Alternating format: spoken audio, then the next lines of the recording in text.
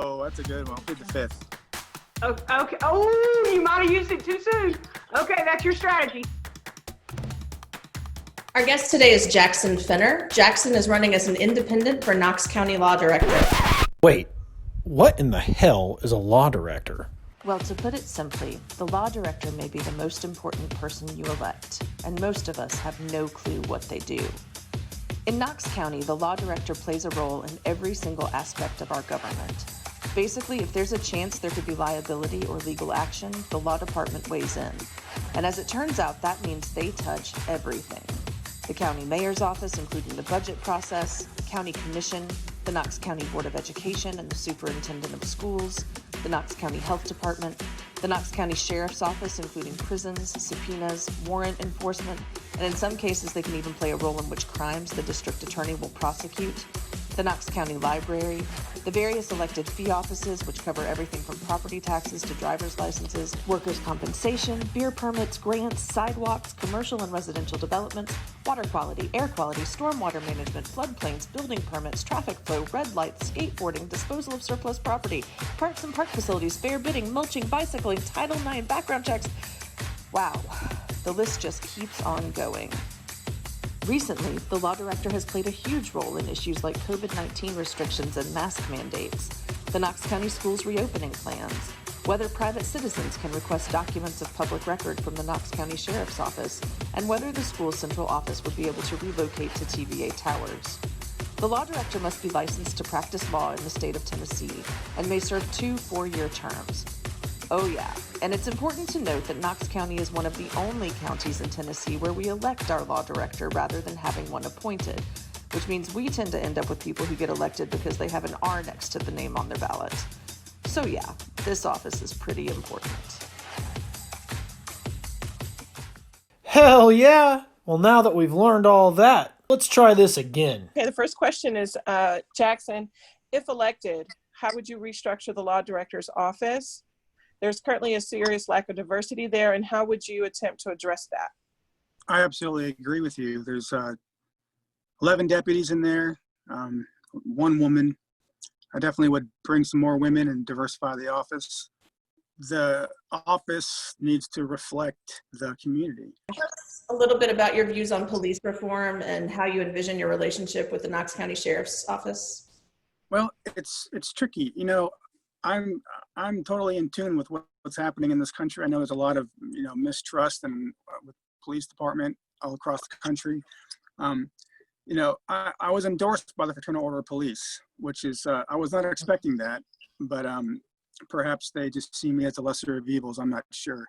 I'm not going to tolerate bad police officers. If there's people who are committing misconduct or committing abuse to the citizens, I'm not going to protect them and defend them. And, they understood where I was coming from. And, that's the view that I have. But at the same time, we have to treat them better too. They are the lowest paid, one of the lowest paid departments. So the sheriffs come in at like $25,000 a year, which I think is just not a living wage. So we need to treat them a little bit better too. There's been a history from Bud Armstrong's administration of just denying every workers' comp claim that comes through the office. They went after their pensions. We might disagree on policy, we might disagree on the law, we might disagree on use of force, but at the end of the day, we still need to treat them well because they're workers and they work for us, and we need to pay them a decent wage. So I think that there has to be some give and take. Switching gears a little bit, the law director plays a huge role in determining which crimes get prosecuted in Knox County. And we know that there are some criminal charges that disproportionately impact people of color. So how would you address institutional racism and how you approach the crimes that Knox County decides to prosecute? I can't make the sheriff do anything, I can tell you that, because he's his own elected entity and he doesn't answer to anybody but the voters.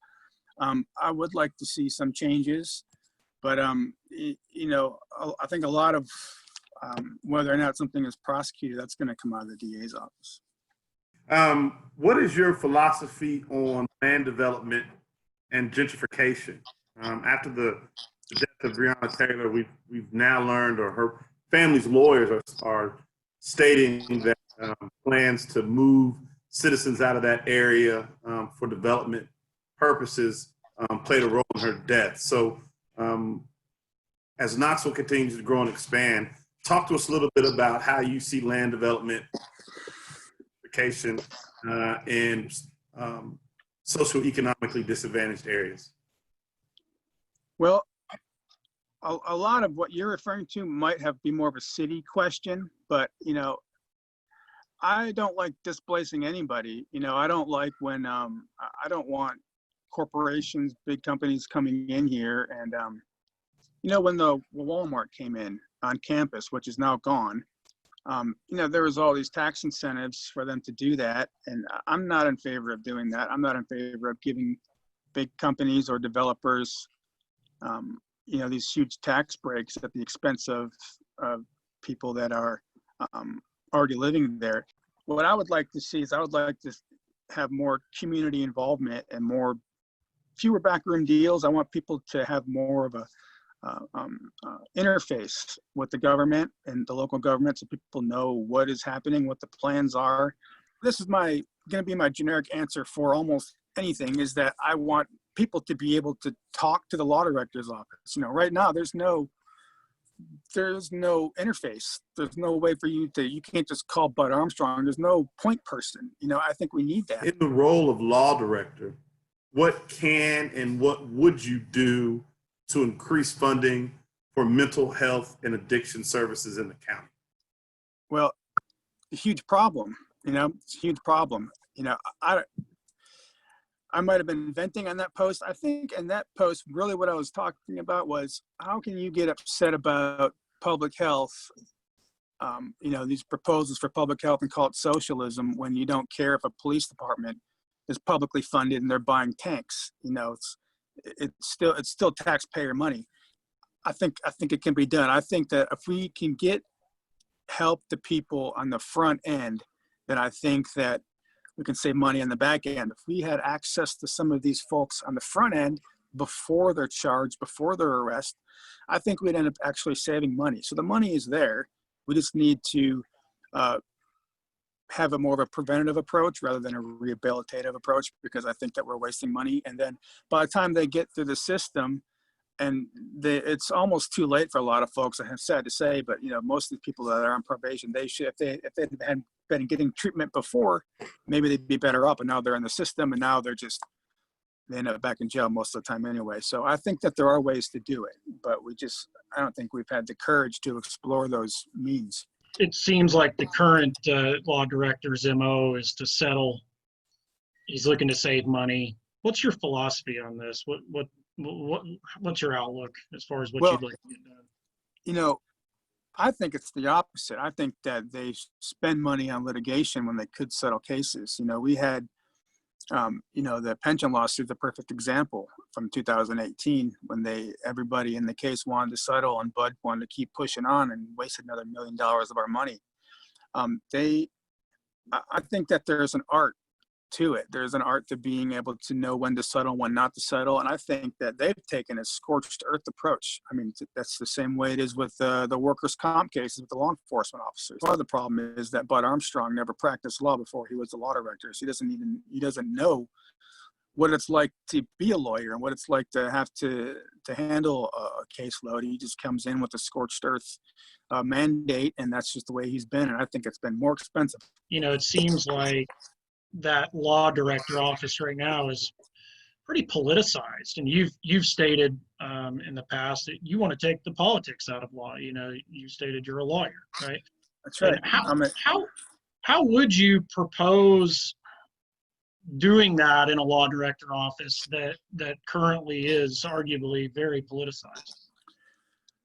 Well, part of the problem is that the law director's office is a partisan office, which I don't believe that it should be. And I don't believe that any office that requires you to be an attorney should be a political office. So the DA, the public defender, the judges, I think they should all be nonpartisan, because the law is not political, not a Republican or a Democrat. So I don't care what the Republicans think or what the Democrats think. I'm just going to I'm going to look at numbers and facts and figures and science and the law and make a recommendation based on what's in front of me. I'm not going to make recommendations based on the political winds of change. And that's what's happening in this office. And that's why I'm running as independent. It might cost me the election, but I'm just not going to be part of a party. Does or can the law director play a role in decriminalizing certain crimes? See, again, that's going to be up to the DA, and it's going to be that's more of like a state General Assembly. But we can say that. So really, my number one job is going to be to recommend whether or not the county will have liability if a certain action is taken. If law enforcement wasn't, busting, cracking skulls over pot cases, misdemeanor pot cases, then maybe we'll have fewer incidents of, complaints against police department, and that'd reduce our liability. I think it has to be couched in those types of terms. If they have an objective and they see things one way, there's not going to be a lot I can do about it, but I can at least tell the sheriff, look, if we do this or do that, then we could have more lawsuits.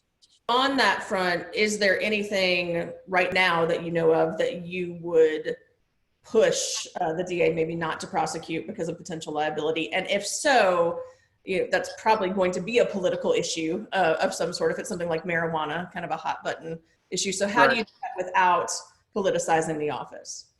If we were able to funnel some of our budget to more front end prevention as opposed to back end, rehabilitation, I think that we could possibly, cut down on liability, because any time that law enforcement interacts with the civilian, there's a potential for liability. Even if it's the best cop you've ever seen, there's still going to be potential because something can always go wrong.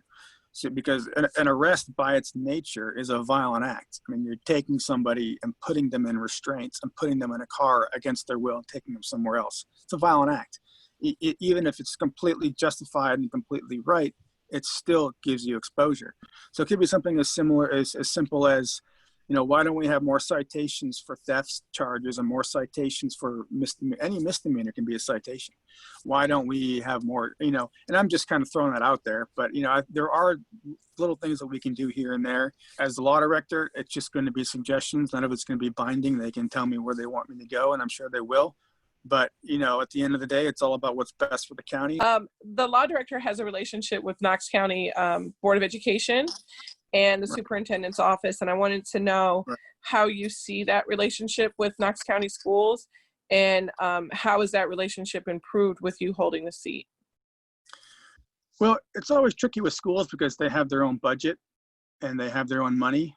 And they have their own board, and they are empowered to make their own decisions in that way. So it's more difficult, I think, to have any kind of it's harder to incentivize them. In these times, I think that it's critical that there's a good relationship there, because we're in the middle of a pandemic and we politicized the pandemic. And now we have this rush to reopen schools, and, there could be some liability there. Again, everything's about, and for law directors, about how does this hurt the county financially? So, I think if we open schools now and try to do something too early, then, I think that we could be in some serious trouble. I think by trying my best to take the politics out of that office and just saying, look, this is what the scientists, the experts are saying, this is what we have to do. That's what my influence would try to be, because there's no acceptable number of dead children. As I was talking to my Facebook post with China about this, I mean, is there other actuaries who are counting how many dead kids are acceptable, and making the decision to open schools? You said, and I quote, "The right to vote is not controversial. We should offer it to be easier for people to vote." Right. As law director, how do you plan to fight people's right to vote, particularly at a point in time where mail-in votes have become a hot button? It's not just a hot button. It's the number one thing that people are ripping on me about on Facebook. It's the number one issue that people want to talk about more than anything else, is mail-in voting, and then masks would be maybe a close second. But what happened in Georgia was disgraceful, in my opinion. They pulled all those voting booths all those voting machines out of the system, mostly in neighborhoods of color and neighborhoods with a lot of Democrats in there. I don't know if that was intentional or not, but that's what what happened. To me, voting is the most important thing we can do. It's how we, it's the only way that we can have a voice in government. Voting and jury duty, that's like the two most important things in our system. So I don't understand the pushback against mail-in votes. I know that there have been some politicians who have said that it can be tainted and it opens it over voter fraud, but the statistics aren't there. I would rather we take the slim chance of having people of maybe one or two bad votes get past the goalie and with having mail-in votes, then we have 10,000 people stay home because they don't want to get the coronavirus, or people come and wait in line and they get sick.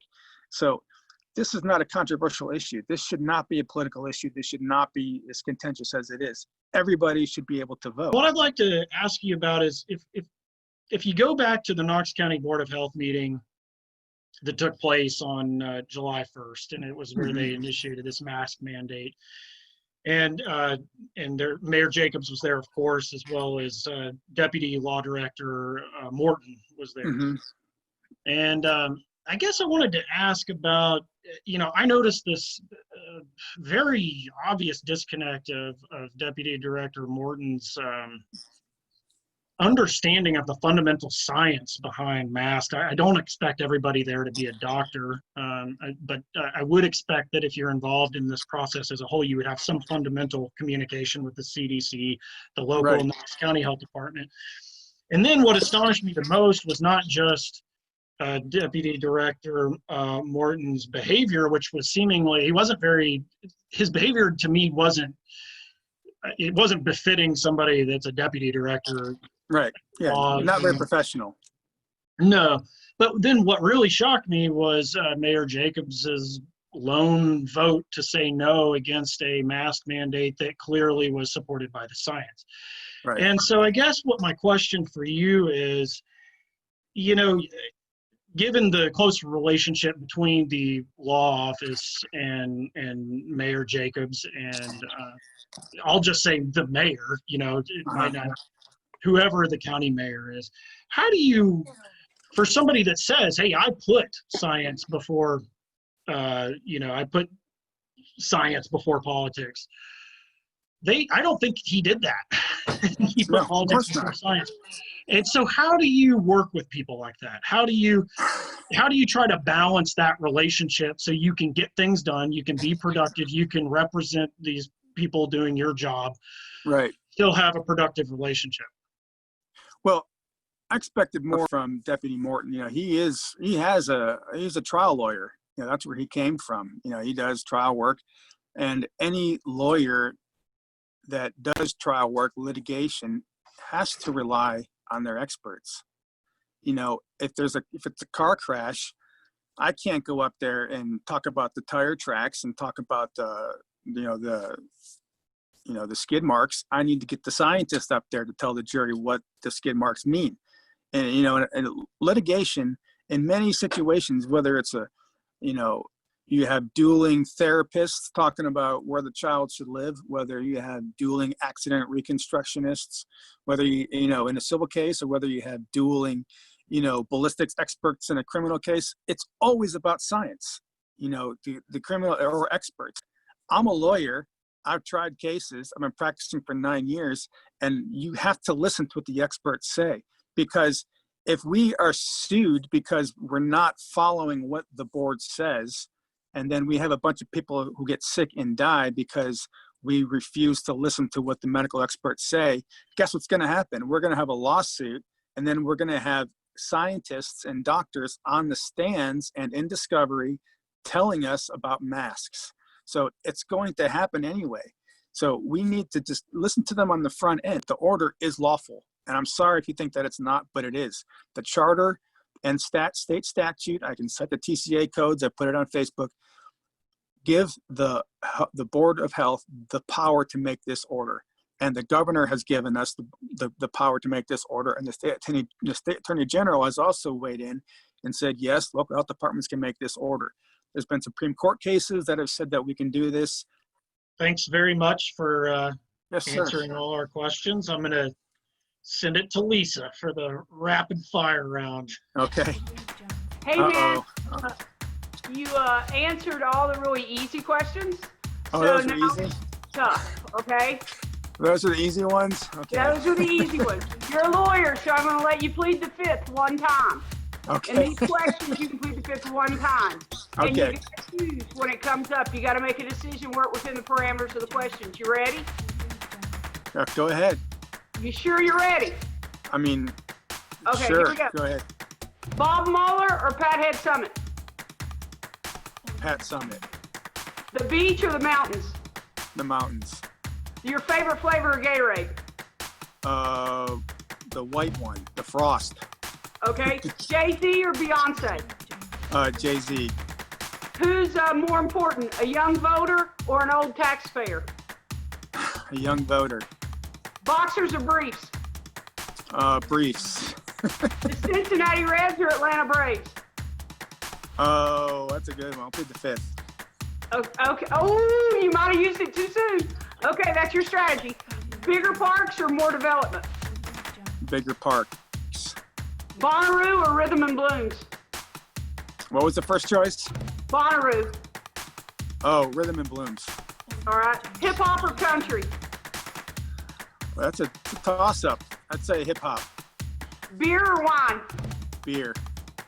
Well, then that leads to import or domestic. I like I guess domestic, the craft beer is one that I like. So. Okay. And then you're a UT boy. What's on the third Saturday of October? That would be Florida. It's UT Alabama. You missed Oh, that. didn't they change it? It's always in October. Okay. Well, I should have known that one. That's Okay, that's all right. At least you got the right music festival. Yes. Jackson, really appreciate you coming on our show and being our first interviewee. And Thank you. thanks for putting yourself out there for such an important position. I Yes. can say, for myself, I've learned a whole bunch about the position of law director doing this research. So Yeah. I appreciate getting that education, and I appreciate all being pinned to the wall and having to answer to all. Right. And I just want to say, I appreciate giving the chance to do this. I know that my opponent would never do this because he doesn't do any work at all because he just will sit back and wait for everybody to vote Republican. I've lived here for 22 years. I have 3 kids. They're in public school here. I've chosen to live here. My opponent has only lived here since 2018. He moved here 2 years ago, bought a condo to get this job in Tennessee. I voted in every election in Knox County and in the city when I lived in the city since 2003. The first election he voted in was the 2018 primary. So I'm invested in this community. I live in this community. I care what happens here. And that's why I'm running. And I just hope that the viewers would consider to vote for me on August 6th. People are already voting in the mail-in vote, so it's already started. But I appreciate the time. Okay, great. Well, thank you. Thank you. Thank you, Jackson. Thanks. Nice talking to y'all.